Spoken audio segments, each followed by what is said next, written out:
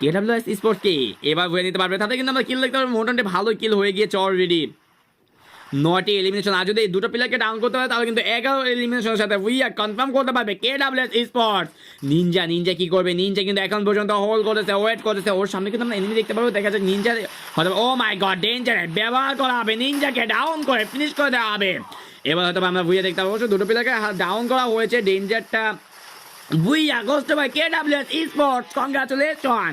যেটা বলছিলাম যে টুর্নামেন্টে বলা যায় না যে যার কিল কম থাকবে সে যে বুঝে নিতে পারবে না, এমনটা বিষয় না, অবশ্যই কিন্তু বুইয়া কনফার্ম করেছে KWS স্পোর্টস।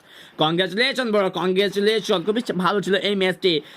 এটাই বলা হয় ধৈর্য সহকারে খেললে বুইয়া তোমারই হবে। যদি আমরা দেখি KWS জিদানে দেখতে পাচ্ছি 0 এলিমিনেশন, KWS আকাশকে দেখতে পারবো 5টি এলিমিনেশন, এবং KWS জুমুনকে দেখতে পারবো 3টি এলিমিনেশন, KWS স্বাধীনকে দেখতে পাচ্ছি 3টি এলিমিনেশন, টোটাল আমরা দেখতে পারবো 11টি এলিমিনেশনের সাথে উইয়া কনফার্ম করবে KWS sports. Congratulation bro, congratulation.